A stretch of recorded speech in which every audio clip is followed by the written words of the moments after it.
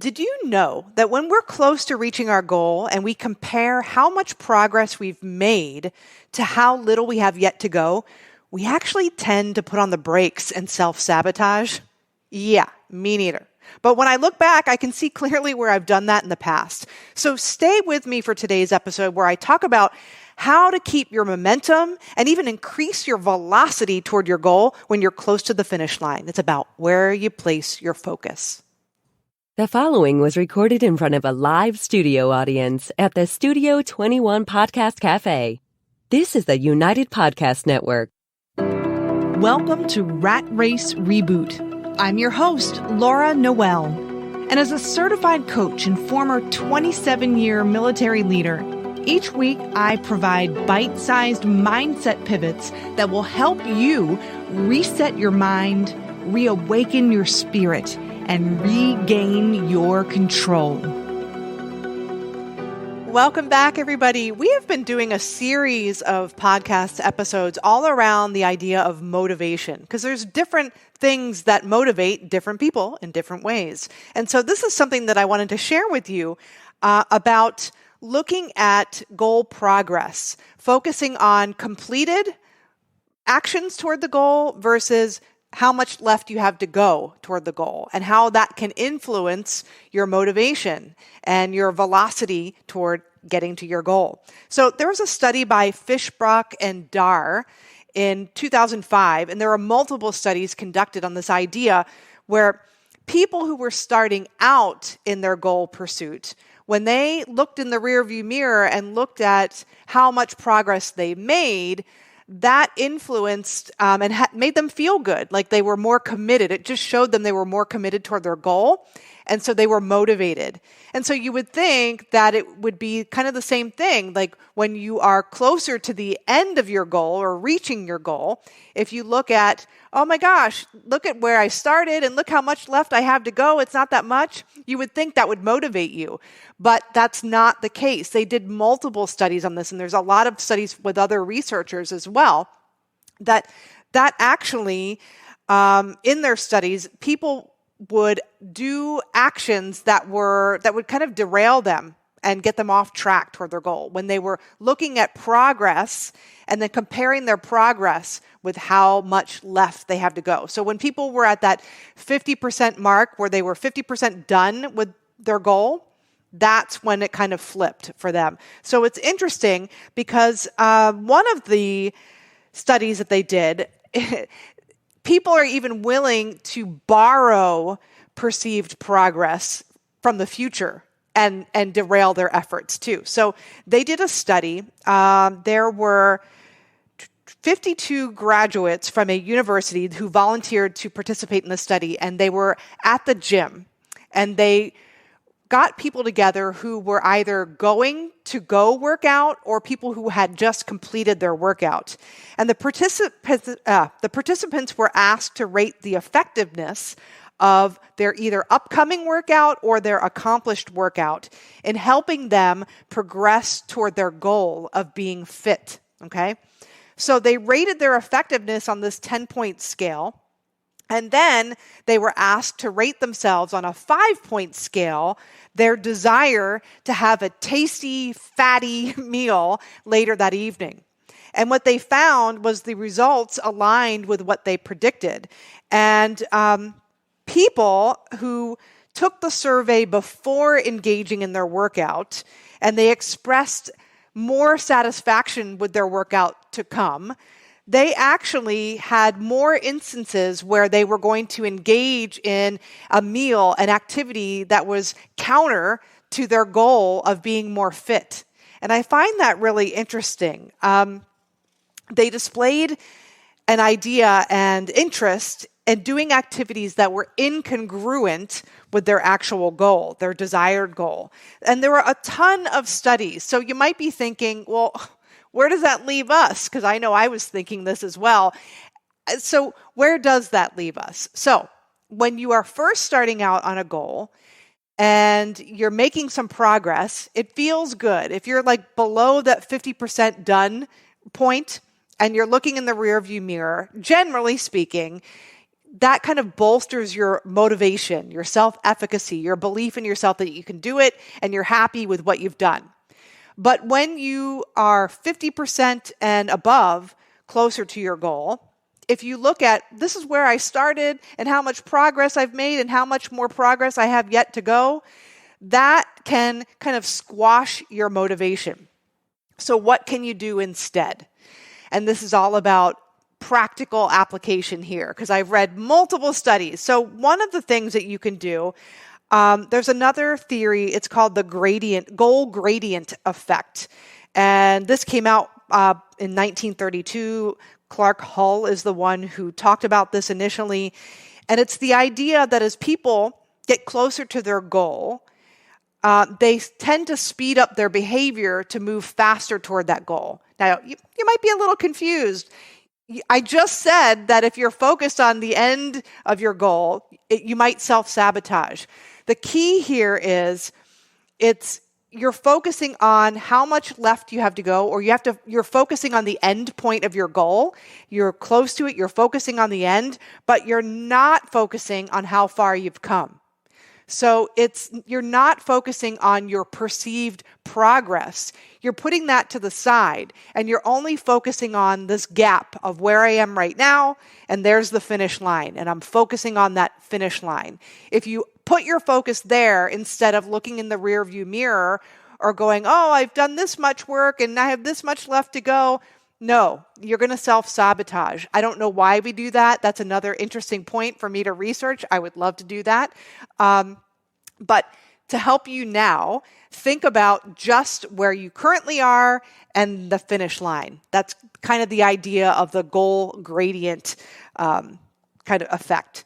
The next thing is there are researchers, Kuh and Fischbach, who came up with this theory, the small area theory. And it creates an illusion that actions are being impactful. So the small area theory, it can work in the beginning stages of your goal. So maybe you've made a little bit of progress toward your goal. If you focus on that little bit of progress, that's that small area theory. That'll keep your motivation going. And if you focus on the progress that you have left at the end, if you're beyond that 50% mark, that small area at the end, very similar to the gradient theory, that will increase and boost your motivation. That's that small area theory. It's the illusion, and it's the idea that your actions that you're taking are impactful. So you're getting connected with not only the finish line, but the action I'm taking is moving me closer toward that finish line. That's where your focus is, not on overall perceived progress that you've made. And then lastly, it's intrinsic motivation. So you want to get connected with your goal, with visualizing your goal, maybe why this goal is important to you. And that bolsters your commitment toward your goal. And we did another episode about motivation, extrinsic and intrinsic motivation and the difference between them. So I'll give you an example. I am currently in a doctoral program. So it's a 4-year program. I am 2 years into it. However, I've done 2/3 of my coursework within the first 2 years. So at times it can feel really daunting. I'm at a point in my career as a student where if I keep looking in the rearview mirror, it's like it's not as motivating as if I look at what I have to go. I'm putting one foot in front of the other, and I'm completing this semester, I'm completing next semester, I'm looking at the finish line. But the other thing that keeps me motivated when I feel kind of overwhelmed at times is I love this program of study, but I get connected into this intrinsic motivation. So there are extrinsic variables at play here. I have assignments that I need to complete.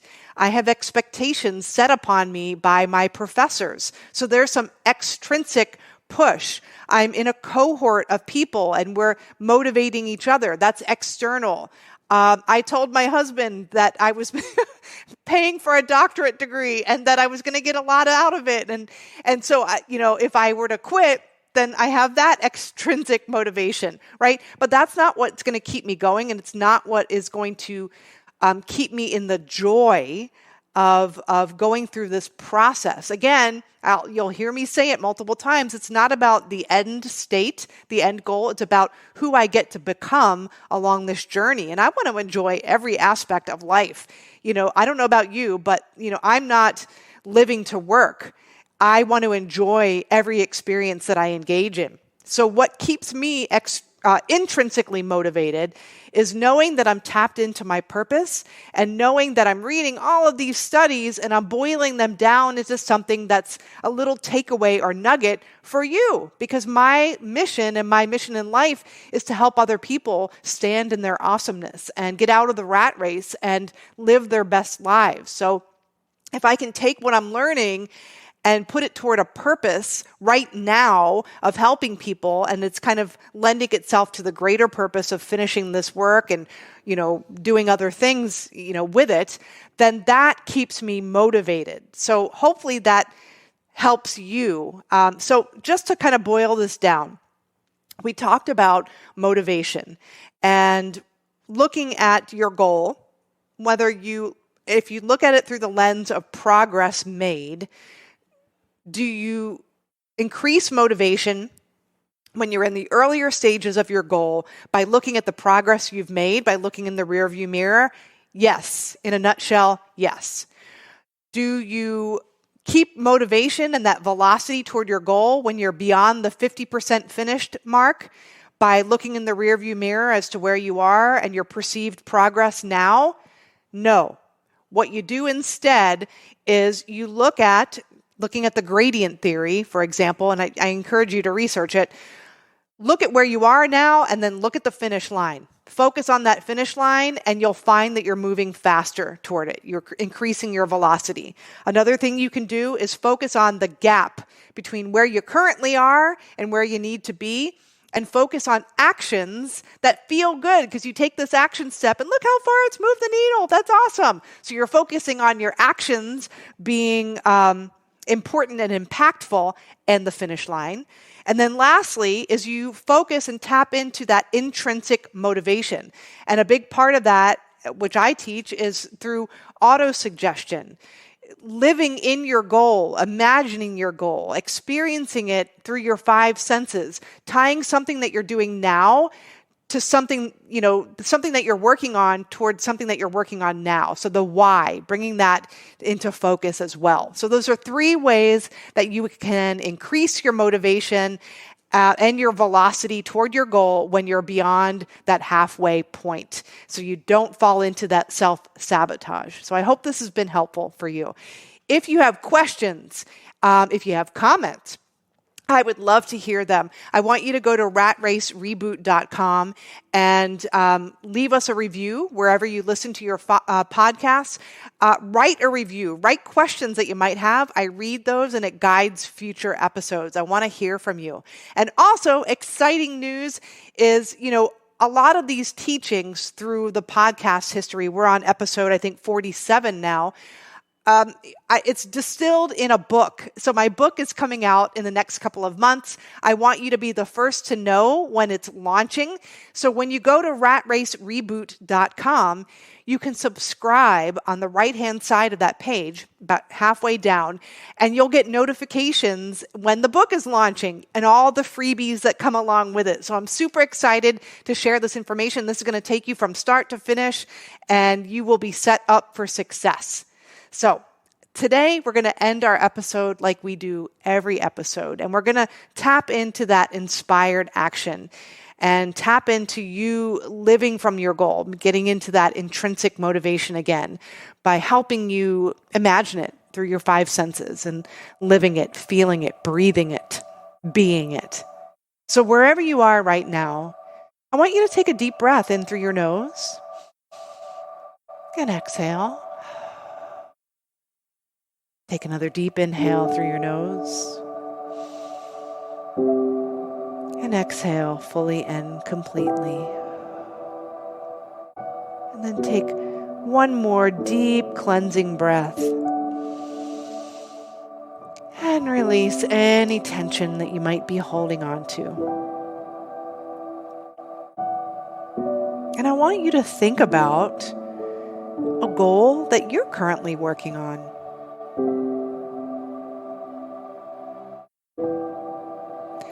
Bring it to your mind's eye, imagining that you're already there. You've reached the finish line. What's different for you in your life as a result of you reaching this goal? Do you feel just elevated levels of confidence in yourself? Maybe more joyful, gratitude. See yourself celebrating this goal with the people you love. See the impact you're having on others because you've reached this goal. Directly and even indirectly as you inspire.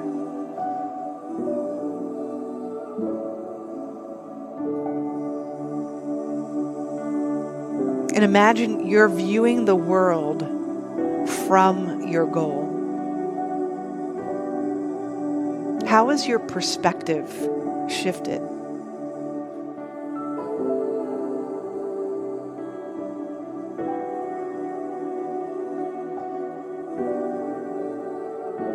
You are aligned. This vision is meant for you.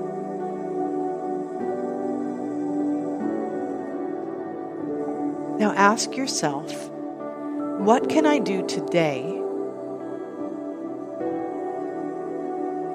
to move me in the direction of that goal? Who do I need to be? How do I want to show up today as that person? Decide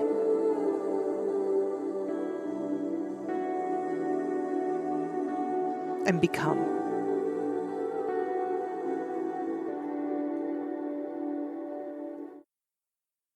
Welcome back. And this is all about inspired action. That's what this is all about. So this is closing the gap to where you are, to where you want to be. And this is how you get out of the rat race. So any ideas that came to your mind, write them down, take action. This is inspired action. And this is how you start becoming the person you want to be right now, because you will not manifest that goal until you become that person now in your mind and in how you feel and in how you treat others and engage in the world around you. So I hope you enjoyed today's episode. Again, go to ratracereboot.com, subscribe, get all the scoop on the book, Rat Race Reboot, that is coming out in the next couple of months. And I look forward to seeing you next week. And remember, everything's created twice, first in your imagination and then in physical form. We'll see you next week.